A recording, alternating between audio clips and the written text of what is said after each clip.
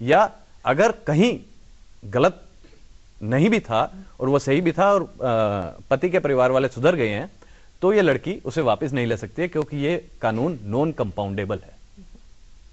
तो जो इस तरह का कानून है, ड्राकोनियन लॉ है जो ये, वो परिवार को तोड़ने का ही काम करता है, वो सेव करने का काम नहीं करता। और हमारा मूवमेंट परिवार को बचाने का काम करता है। सुनील जी आते हैं हमारे साथ। सुनील जी, तिहाड़ में तो बाकायदा एक सेल है और हम लोगों ने देखा भी वहाँ जाकर, बहुत छोटी छोटी सी लड़कियाँ वहाँ इस दहेज कानून के चक्कर में बंद हैं। आप यकीनन उनसे बात करते होंगे, किस तरह का उन्होंने आपसे अपनी बात कही? देखिए, इसमें ना दो तरह की जेंट्री होती है। एक तो काफ़ी बुजुर्ग औरतें होती हैं जिनको आप कह सकते हैं सास हैं। दूसरी जो जवान होती हैं वो होती हैं ननंदे। एक तो बड़ा मुश्किल काम होता है कि इनको हमें दूसरे प्रिजनर से जो है सेग्रीगेट करके रखना होता है, क्योंकि ये जो है एक तरह के क्रिमिनल नहीं होते। हमें क्रिमिनल एलिमेंट्स को जो है नॉन क्रिमिनल एलिमेंट से जो है अलग रखना होता है। जो हैबिचुअल क्रिमिनल है उनसे इनको अलग रखना होता है। तो हमने अलग वार्ड्स इनके लिए बनाए हुए हैं। तो मेन इनकी जब भी हम इनसे बात करते हैं, तो जैसे बुजुर्ग आ रहे हैं, उनका तो ये कहना शुरू हो जाता है कि कईयों की तो पूरी फैमिली अंदर आ जाती है। जब केस रजिस्टर्ड होता है तो पूरी फैमिली अंदर आ जाती है। वो कहते हैं कि हमें डिफेंड करने वाला कोई नहीं है। उसके लिए हम लीगल एड वगैरह उनको प्रोवाइड करते हैं। हमारे यहाँ एडवोकेट्स वगैरह आते हैं, तो उनका केस वो टेकअप करते हैं। तो मेन इनकी प्रॉब्लम ये होती है, एक हेल्थ रिलेटेड प्रॉब्लम होती है कि आपने 65 साल या 70 साल या 90 साल की बुढ़िया को जेल में डाल दिया। अब उसको सबसे पहले तो कोई चाहिए कि जो उसको हेल्प करे, डेली उसको जो उसका रोज का रूटीन है उसको फॉलो करने के लिए एक हेल्पर देना पड़ता है। फिर उसकी मेडिकल नेसेसिटी इतनी ज़्यादा होती हैं, उनको देखना होता है। और ऐसे जो ननंदे होती हैं, उनको लगता है कि उनका तो पूरा कैरियर ही खत्म हो गया, जब जेल में आ गए तो कौन उनसे शादी करेगा। कहीं ना कहीं एक बहुत बड़ी बात है। इटवा किस तरह से संबोधित कर रही है इस इशू को? देखिए, सबसे पहले तो मैं ये बात कहूँगी कि हमारी जो डेमोक्रेसी है, इस पूरी डेमोक्रेसी में कानून होने का या कानून की जो पूरी व्यवस्था है, उसका काम तो ये होना चाहिए कि समाज में यूं तो बहुत असमानताएं हैं, महिलाओं में, पुरुष में, अनेकों परंपराएं हैं। दहेज उसमें से एक है जो बहुत बुरी परंपरा है। उन सारी असमानताओं में जो कमज़ोर है, जो पीड़ित है, जिसके खिलाफ जुर्म हो, सरकार और कानून व्यवस्था उसके पक्ष में खड़ी हो जाए। परंतु हमारे समाज में आज भी ये हालत नहीं है। सरकार, कानून व्यवस्था, कानून अक्सर जिनमें कुछ मजबूती है, जो कुछ ताकतवर हैं, वो बेहतर इस्तेमाल कर पाते हैं। हमारा अनुभव यह है कि आज भी एक आम महिला के लिए जो दहेज के से बहुत पीड़ित है, उसके परिवार वाले परेशान हैं, वो पैसा नहीं जमा कर पा रहे, घर में ताना खा रही है, पिट रही है, उसको मतलब उसके ऊपर बेहतरीन किस्म के जो है जुल्म ढाए गए, कई बार अस्पताल गई, मगर उसकी आज भी हमारे समाज में कंप्लेंट करने की, कानून को इस्तेमाल करने की हिम्मत नहीं बनती। पुलिस के जो रोल है उसको रॉय साहब, सवालिया निशान उसके रोल पर हमेशा लगते हैं और साक्ष्यों को तोड़ मरोड़ कर पेश करने की बात भी पुलिस पर डाल दी जाती है। हालांकि मैं एक्स पुलिस ऑफिसर हूं, पर इनके साथ मैं संपूर्ण सहमत हूं। बिकॉज ये समाज व्यवस्था या राजनीतिक व्यवस्था जो भी है आज के कंटेम्पोररी पीरियड में, वो सब कुछ जो है, जो भी है सामने है, मैं उसमें कमेंट नहीं करना चाहूंगा। तो पुलिस को अलग करके दिखाना मुश्किल है। जो सताई गई बिना किसी वजह के, वे इस कानून को लेकर ज्यादा गुस्से में हैं, रोष में हैं। उनके अनुसार गलत बयानी की वजह से लड़के के साथ उसके रिश्तेदारों को भी जेल की हवा खानी पड़ रही है। निजी दुश्मनी, शरे गुस्सा या एक बदले की भावना इसके पीछे काम कर रही है।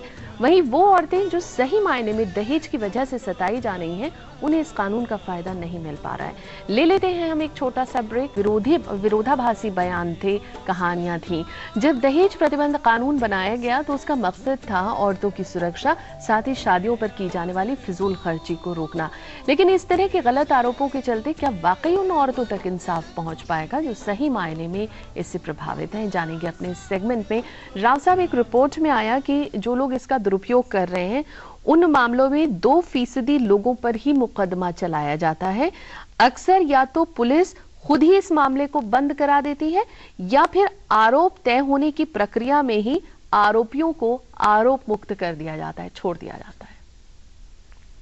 नहीं, ये तो पूरा सत्य नहीं भी हो तो काफी इसमें सत्यता है, क्योंकि वो ऐसा होता है, हमें तो इतना खुल के कहना नहीं चाहिए था, मगर जब सवाल आपने ऐसा किया है कि वो क्या होता है कि आपस में दोनों पार्टियों को बुला लिया जाता है, ठीक है, तो उसमें दोनों को कहता है कि भाई देखो, आप अगर प्रोसिक्यूशन में जाओगे तो सालों तक इसका फैसला नहीं होगा, जस्टिस सिस्टम आ जाती है उसमें।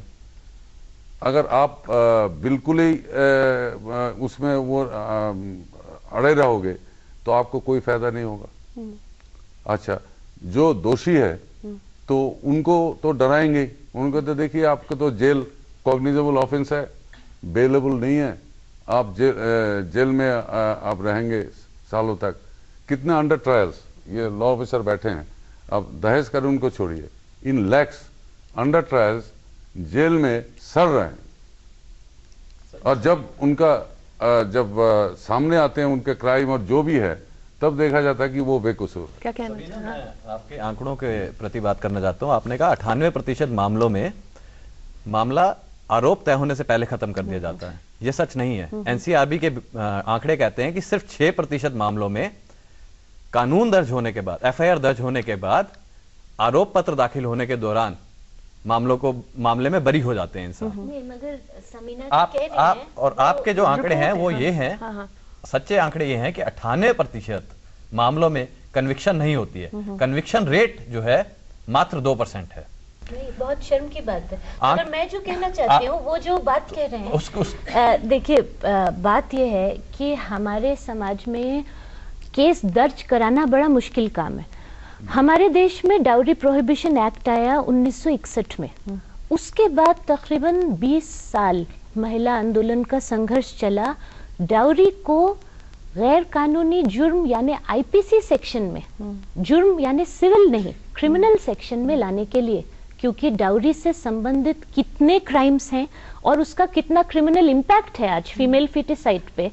और आंकड़ों पे अगर हम केवल जाएं, आज हमारे देश में इतने भ्रूण हत्या हो रही है, पर मेरे ख्याल से शायद 1% भी कॉन्विक्शन नहीं है। इसका मतलब ये नहीं कि 99% लोग बेकसूर।